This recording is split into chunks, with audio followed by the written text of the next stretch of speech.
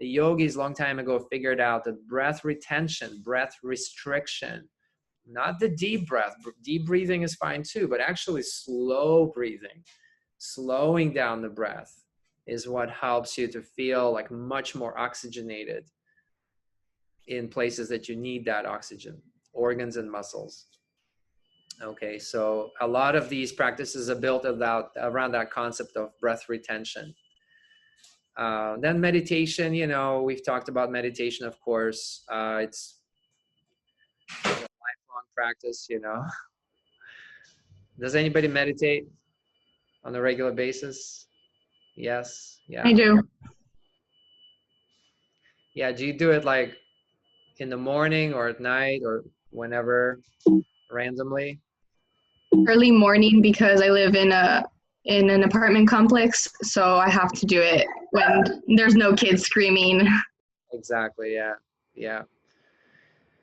You know, what I would recommend too is if you can, if you have access to the ground, the earth in the morning, if you can go outside somewhere, whether you have a yard or a little park nearby, just take a towel, walk over, you know, even if it's like a quarter mile away, and meditate under a tree on the ground. There's a difference. There's something really magical about meditating while you're connected to the earth, right? So the earth really balances your magnetic field. Obviously, the earth is very electromagnetic, right? We have the north and the south poles, just like the magnet has north and south poles.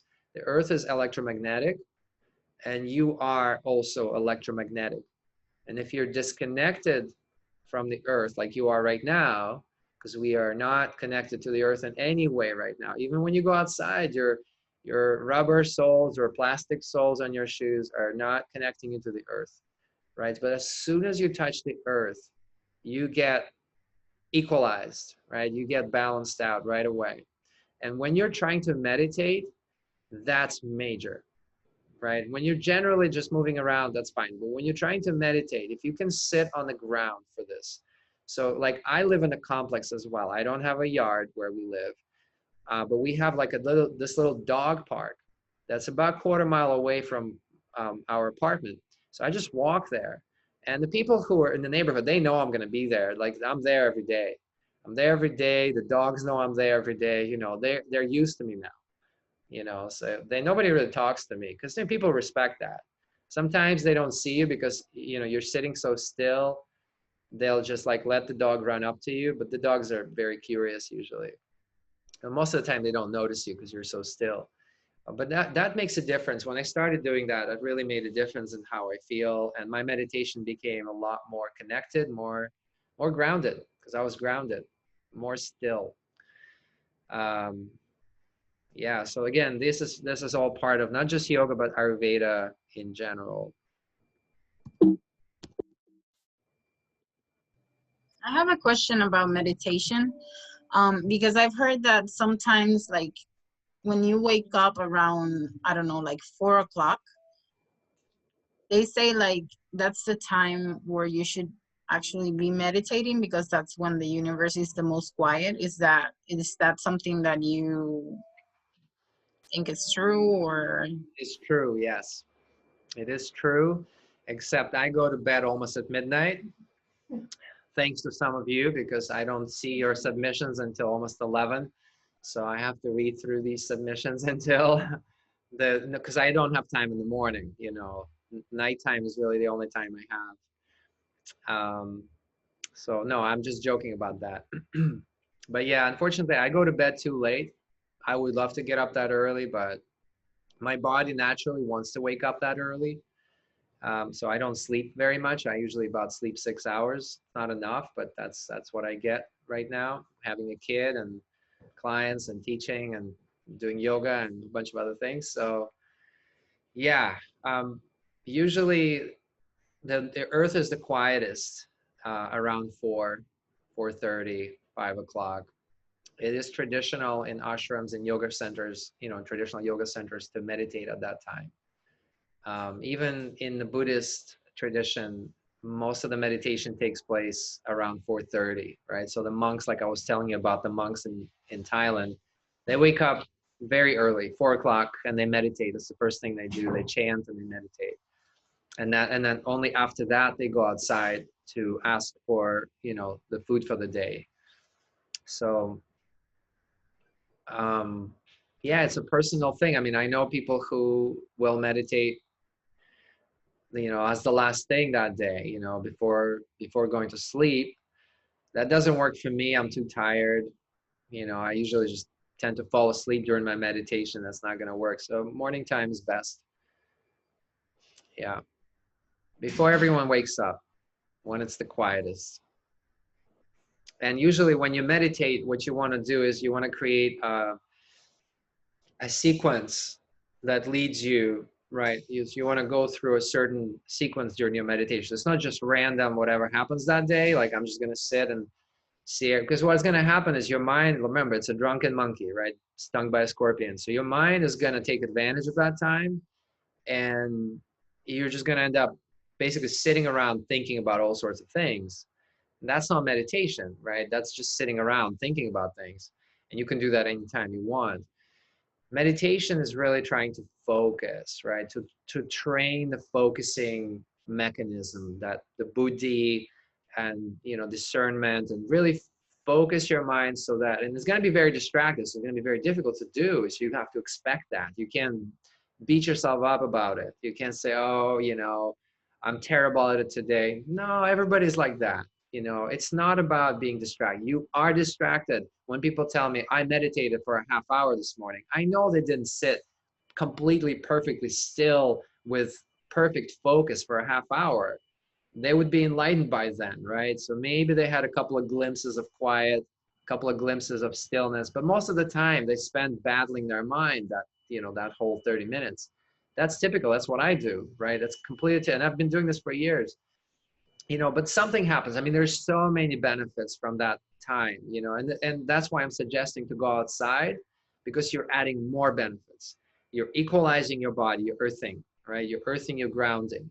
That's number one. Number two, being outside is a lot healthier. They say the outdoor air is several times, even if you live in the city, outdoor air is still healthier than indoor air, right? And we talked a little bit about the gut health and the microbiome. Well, guess how you build better, healthier gut, healthier microbiome? By being outside, right? Because your gut bacteria is informed by what you're breathing.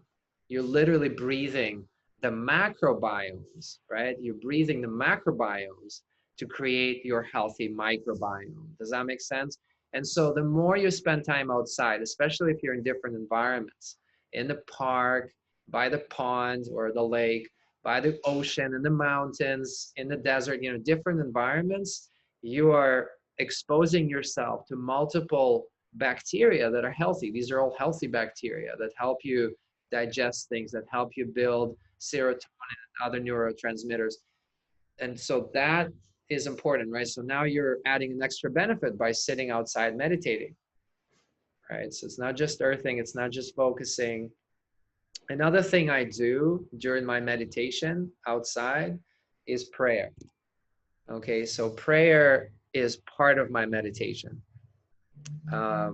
So usually at the end of my meditation, I have a communication with something greater than I am, all right? Which you have your tradition, you can have that specific connection that you already have, that you've already developed, right? But even if you don't, we understand that there's something greater than just this body and mind, as our discussion showed us yesterday, right? We're just a small part of it, right? There's a greater power, there's a greater essence, the cosmic essence or cosmic consciousness. And so you can give it a name, or you don't have to. You can call it Mother Nature or whatever you want to call it. But having that relationship, and that's when you build. The relationship is built during the prayer. That's what prayer is. Prayer is building a relationship with that greater aspect of life. And the stronger that relationship is, the less stress you have. All right. So in yoga, we have 4 yogic paths, right? All 4 of them are solutions to stress. So with prayer, as we talked about yesterday, is bhakti, right? Bhakti yoga, or the path of emotion or path of relationship. And that is a solution to stress because you're taking the burden off your shoulder. You're not the boss here. You recognize that not everything is up to you. You don't know what's going to happen in the next moment, right? You don't know how you're digesting food and beating your heart. You don't know how that's happening. It's happening right now. You can look at yourself and say, I don't even know where my pituitary gland is.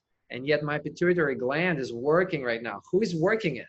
Are you working it, or somebody else is working it for you? Somebody's working it for you, right? So you have this greater power, so develop a relationship with it. Recognize that. Thank you for working my pituitary gland, right? Start with gratitude, because that's the best prayer. Thank you for making me see, because there are some people who could never see. Some people could never hear. Something called able-bodied gratitude. You can walk up a flight of stairs. Some people could never do that, right? So having, like, recognizing these basic things of life is at the end of my meditation. It's part of my meditation. So again, it's a sequence, right? You start, like, my first thing, like when you first sit down to meditate, the first step is to make yourself comfortable. Just make yourself physically comfortable so your body is not in your way, right? So prop yourself up, sit on a cushion, support your knees, like find a way to sit that you can forget about your body for a few minutes, right? Because that's major. If your body is going to be like aching and bothering you, it's hard to focus, right? So physical comfort is number one step. The second step is stillness, right? Becoming still. In itself, that's a practice. Being still is a practice. We don't do stillness in our Western world. And stillness is when you become an energy generator. You are an energy generator, right? And we dissipate this energy. We're so fidgety, right? We're fidgeting all the time. Our hands are busy, our eyes are busy, our jaw is tight, everything is tight, right? And so becoming aware of all these extraneous movements and tensions, boom, let them go. Relax your hands. Like literally say these things to yourself. So it's a cueing, right? Like we say in yoga, like you send a cue, send a verbal cue to a specific part of your body. Relax your hands, because hands hold a lot of tension.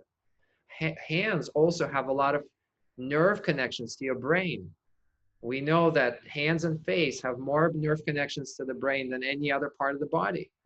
We're very sensitive on hands and face. So relax your hands, relax your face on purpose, right? Deliberately call out, relax the lips, relax the cheeks, relax the eyes, especially the eyes. The eyes are so busy, deep inside the eyes, relax that. And so that's step number 2, just dropping tension, coming into stillness. And then you usually either stay present, then that's the meditation, the actual meditation technique. Number 3, whether you're just present to consciousness. Remember how we taught what is consciousness? You have it right now, right? Consciousness is this experience of I, right? Beyond descriptions. You have the experience of all the descriptions, name and form. You can say, I'm a man, I'm a woman, I'm this and that. You can give also, but beyond all the descriptions, there is the experience of I, of being, just being.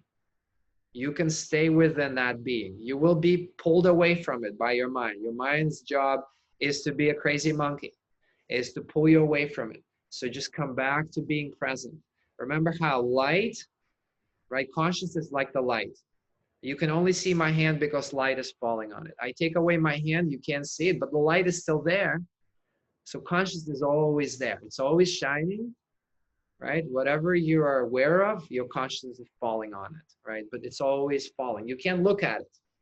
As soon as you turn around, look at it, you lost it because you made it an object, right? So just remember that you cannot access it with your mind.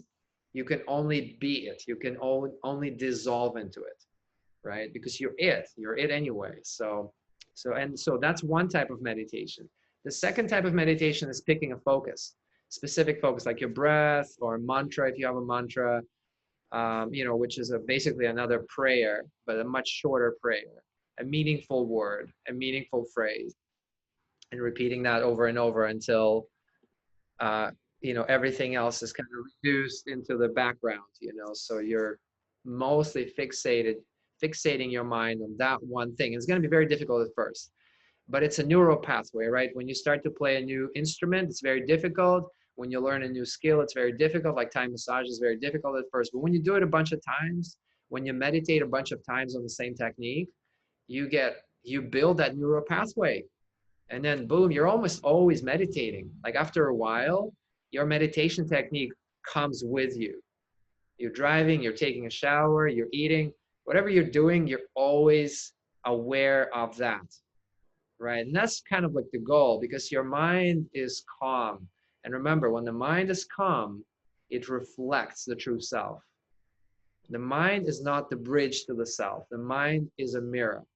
When it's calm, it can reflect the light of the self. So you can't approach the self. So never even try, right? Simply work on the mind, making it focused, under your control, and calm like a still pond that reflects the full moon. Does that make sense? Okay, so that's meditation, right? And then of course at the end, when you come out, and you can do this for a minute, 2 minutes, 20 minutes, whatever it is, then I usually do my breathing exercises, which involves all sorts of belly dance-like movements, and then I do my prayer. So that's my thing, and it takes about 45 minutes. So I'm outside every day for 45 minutes, sitting on the grass. And I start about 6:40, 6:45. So yeah. But that's my, you can design your own. Don't make it 45, it's too long. Do it like 15. Sally? And has it happened to you that like sometimes I feel like my head naturally like lifts, like it just goes like that with no apparent reason, and I wonder why? Like, is it like it's looking for the universe? Is it connecting on a deeper level? I mean, I don't know. That doesn't happen to me. No, for me, actually, it's almost the opposite. Sometimes I'm extending through the top of my head, so my chin is almost slightly tucked. Yeah, but maybe, yeah, I don't know. It might be. Yeah, I mean, I don't know. I don't have that experience. In general, though, I would say keep your neck long. Don't scrunch it, because of the vagus nerve primarily, right? So the brainstem is like very low in the brain right there, and the brainstem is responsible for the very, very basic functions, right? Like breathing and digesting food, right? So you want to keep this very open. And then the vagus nerve, right? The vagus, if you know about the vagus nerve, it's a very important nerve. It innervates 80% of your peripheral nervous system, right? So 80%, one nerve. It's cranial nerve number 10. And so if you take 2 fingers and find your pulse right here, and then you move about an inch back, and the vagus nerve is straight down through there, right? So this area of your cervical spine, you never want to compress, because even a 5% or 10% compression is going to translate as a restriction in your organ function. So what does it innervate? It innervates your heart, your lungs, and your entire digestive system, all the organs of the digestive system, right? So that's stomach, intestines, gallbladder, liver, kidneys, right? So heart, lungs, and all of the digestive systems. You never want to restrict this. You always, like when you work on a client, for example, at the end of the session and you're doing neck traction, definitely hit these spots, because even just that alone, just like gentle rocking and tractioning, freeing up this, nerve messaging there is going to be huge for them. They won't feel it, but that that's super helpful for them. You can literally like fix their digestion by doing that. That's what chiropractors do, right? There's a whole school of chiropractic called upper cervical. That's what they do. They're focused primarily on freeing up the function of the vagus nerve. That's why they can adjust your neck. Now all of a sudden you're digesting better. Your gallbladder is working. So because of that, so I try to keep my neck pretty long. So just a gentle curve, and not a military neck. So you don't want to like tuck your chin all the way down either. But kind of long, elongated, like let your head float up. Yeah, I usually do it like that. It's just like on a certain point when I'm meditating where I feel more connected, it automatically like goes Yeah, back until I start to feel like it might not even be a minute, but then when I start to feel it like, okay, this is not comfortable position, then I go back. But it's like, I don't know, it's really weird. yeah. I mean, maybe it's some kind of a what's called a kriya, right? A kriya is this release, or some kind of like a energetic release. Like when you're falling asleep, your legs will like jerk sometimes, or your arms will jerk. So in yoga, they're called kriyas. That's a release of energy. So maybe you have something like that, right? Like a release of some kind of psychic energy. I would say it's a good thing. Mona?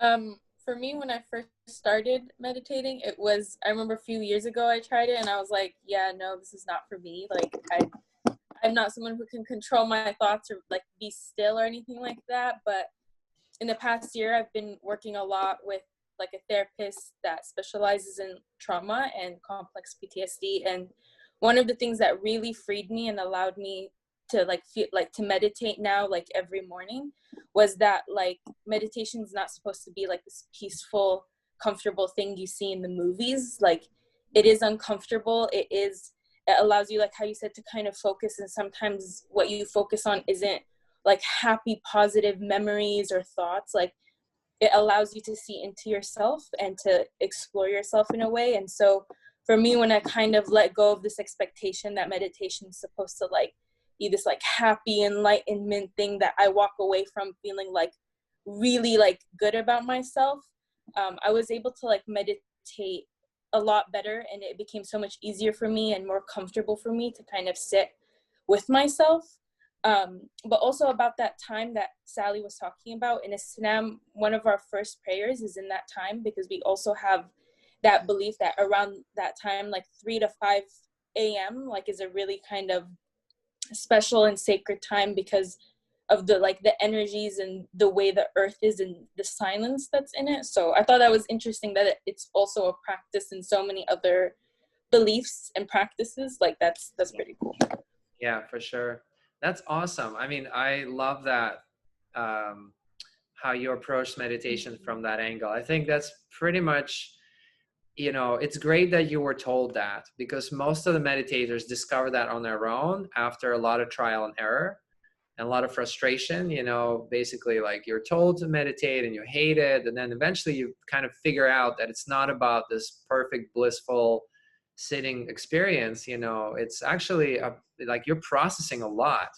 Expect that's going to happen. You're going to be distracted a ton. Some days are going to be easier than others. Some days are going to be awful. Meditation is just not working, because it depends on what's happening in your life and what's happening with your body. So yeah, but it has so much benefit. It's like doing psychotherapy on yourself a little bit. Not too much. Obviously, sometimes you need a psychotherapist, like if you really have PTSD, or you feel like something's coming up and you need to share that, you need someone to share it with. But yeah, I think that's a great point. Thank you for making that. Yeah. Okay, so let's move on.